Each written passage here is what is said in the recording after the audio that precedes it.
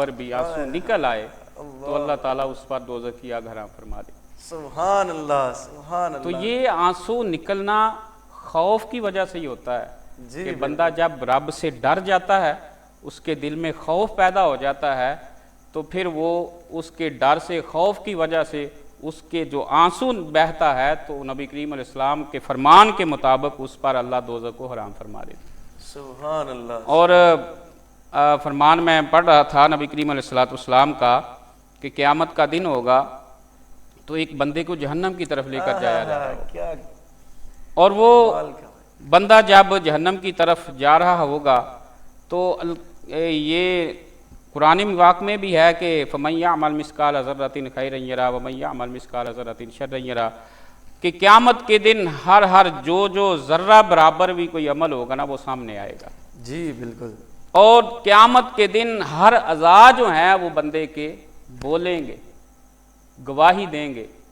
اگر میں نے ہاتھ سے اچھا کام کیا ہے تو یہ ہاتھ قیامت کے دن میری اچھی گواہی دے گا. بے شک بے شک ایسے ہی. اگر میرے پاؤں مسجد کی طرف چل کر گئے ہیں تو یہ پاؤں گواہی دیں گے کہ مولا یہ مسجد کی طرف جاتا تھا. بالکل.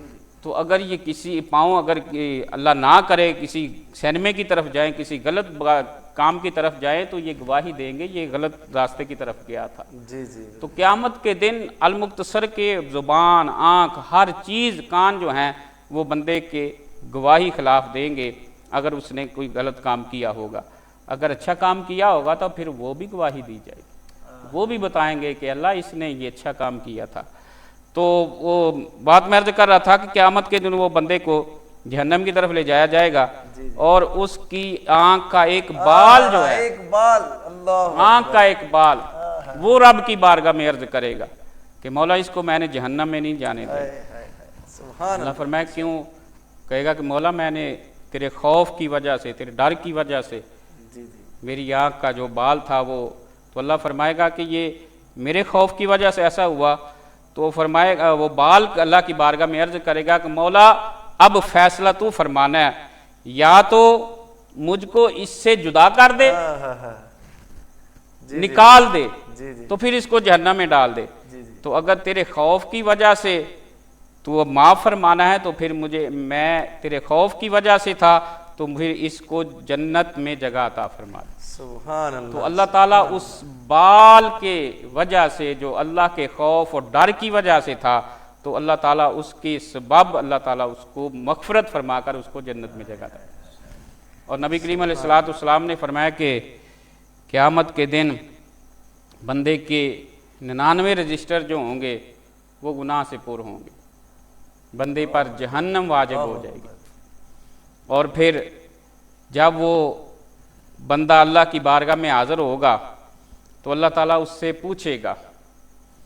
تو بات تو قرآن پاک میں ذکر ملتا ہے نا، بندے کہیں گے جی قیامت کے دن بہانے لگائیں گے، یا اللہ مجھے شیطان نے بہکایا تھا، مجھے اس نے تو یہ کیا تھا. تو وہ بندہ جب اللہ کی بارگاہ میں حاضر ہوگا تو وہ اللہ اس سے پوچھے گا کہ ہاں بھائی میرے فرشتوں نے جو لکھا ہے یہ صحیح لکھا ہے؟ تو وہ بندہ اقرار کرے گا مولا ہاں انہوں نے ٹھیک لکھا ہے، اس میں کوئی غلطی تو نہیں مولا یہ سب کچھ صحیح لکھا ہے انہوں نے. وہ بندہ جب اعتراف کرے گا، اقرار کرے گا، نادم ہوگا، شرمندہ ہوگا، تو اللہ وحدہ لا شریک جو ہے وہ پھر اللہ فرمائے گا کہ اے بندے تیرے ساتھ آج ظلم نہیں ہوگا، کیونکہ اللہ فرماتا ہے کہ میں کسی کے ساتھ ظلم نہیں کرتا. بے شک بندے جو ہیں وہ خود ہی اپنے کام اس طرح کے کرتے ہیں کہ جس کی وجہ سے وہ ظلم کے مستحق ہوتے ہیں. بالکل. اللہ فرماتا ہے میں تو عذاب دینا نہیں چاہتا، ظلم کرنا نہیں چاہتا، اور میں عذاب میں جلدی بھی نہیں کرتا.